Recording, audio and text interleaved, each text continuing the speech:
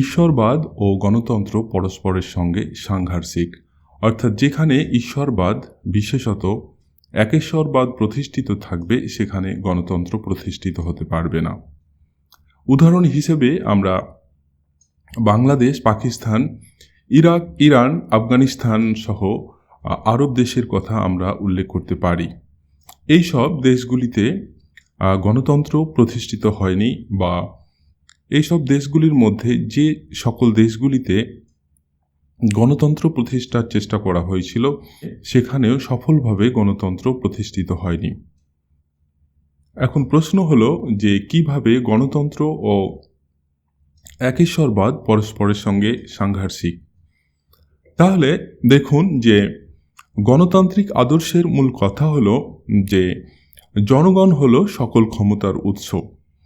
গণতন্ত্র হলো by the people, for the people, of the people, অর্থাৎ গণতন্ত্র হলো জনগণের দ্বারা, জনগণের জন্য, জনগণের শাসন ব্যবস্থা, রাষ্ট্র ব্যবস্থা। এই ধরনের শাসন ব্যবস্থায় কিং মেকার হলো জনগণ।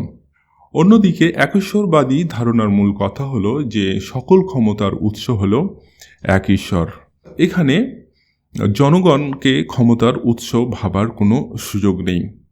ফলে যে সকল অঞ্চলের মানুষের মধ্যে এই ধরনের ভাবধারা, এই ধরনের বিশ্বাস রয়েছে, সেই সব অঞ্চলে একজন বা কয়েকজন শাসকের হাতে ক্ষমতা অর্পিত হয় এবং তাকে সেই তাদের ঈশ্বরের প্রতিনিধি মনে করা হয় এবং তিনি এককভাবে সমস্ত ক্ষমতা ভোগ করেন, তিনি সমস্ত ক্ষমতাকে প্রয়োগ করেন।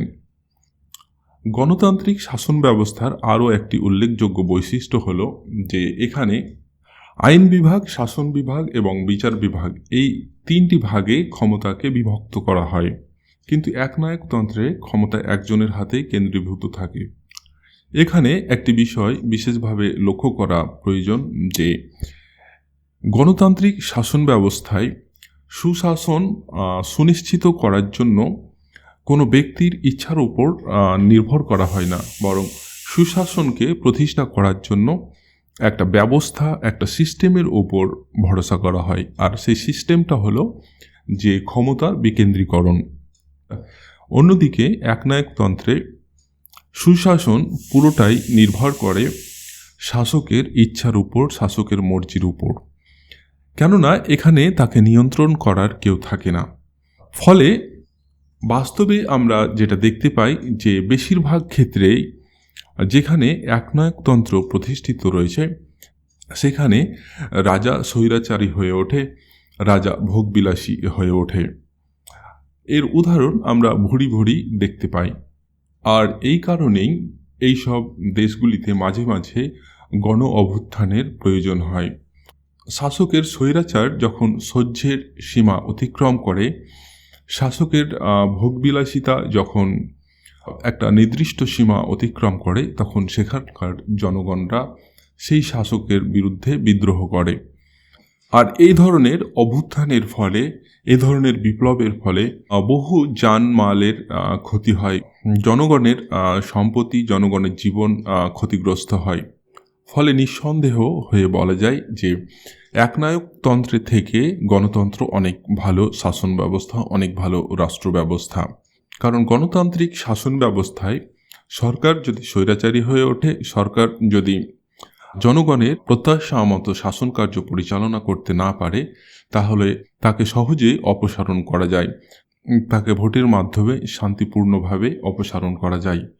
অন্যদিকে একনায়কতন্ত্রের মধ্যে এই সুবিধাটি নেই।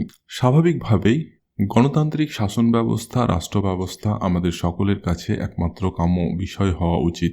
আর গণতান্ত্রিক ভাবধারা গড়ে ওঠার জন্য আমাদের চিন্তাভাবনারও মৌলিক পরিবর্তন দরকার।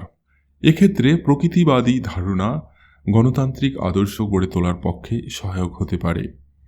প্রকৃতিবাদী ভাবনাটা কি না, প্রকৃতিবাদী ভাবনাটা হলো যে প্রকৃতিতে কোনো একক সত্তার হাতে ক্ষমতা কেন্দ্রীভূত নয়।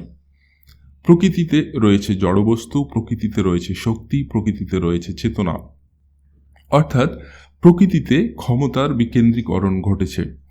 প্রকৃতি যেন গণতন্ত্রেরই একটি মূর্ত রূপ। গণতন্ত্রে যেমন শক্তিকে আইন বিভাগ, শাসন বিভাগ, বিচার বিভাগে বিভক্ত করা হয়েছে, সেরকমই প্রকৃতিতে একদিকে রয়েছে জড়, একদিকে রয়েছে চেতনা এবং একদিকে রয়েছে প্রকৃতির নিয়ম। ফলে এখানেও যেন একটি ক্ষমতার বিকেন্দ্রীকরণ ঘটেছে। এইভাবে দেখা যাচ্ছে যে প্রকৃতি ও গণতন্ত্র যেন একে অপরের পরিপূরক। ফলে আমরা যদি প্রকৃতিবাদী ধারণাকে গ্রহণ করতে পারি, তাহলে সহজেই আমাদের মধ্যে গণতান্ত্রিক ভাবধারা, গণতান্ত্রিক আদর্শ গড়ে উঠবে। পরিশেষে উল্লেখ করব যে পৃথিবীর অধিকাংশ দেশেই বর্তমানে গণতন্ত্র প্রতিষ্ঠিত হয়েছে এবং ধীরে ধীরে পৃথিবী গণতন্ত্রের দিকেই এগিয়ে চলেছে। ফলে ঈশ্বর ধারণার প্রশ্নে প্রকৃতিবাদ হলো আগামী দিনের ভবিষ্যৎ, অর্থাৎ আগামী দিনে চরম ঈশ্বরবাদের পরিবর্তে প্রকৃতিবাদ গৃহীত হবে বলে আমি আশাবাদী। বন্ধুরা, আলোচনাটি এখানেই শেষ করছি। আলোচনাটি ভালো লাগলে অবশ্যই একটি লাইক করবেন এবং আমার চ্যানেলটি সাবস্ক্রাইব না করলে এখনই সাবস্ক্রাইব করবেন। শেষ পর্যন্ত দেখার জন্য ধন্যবাদ।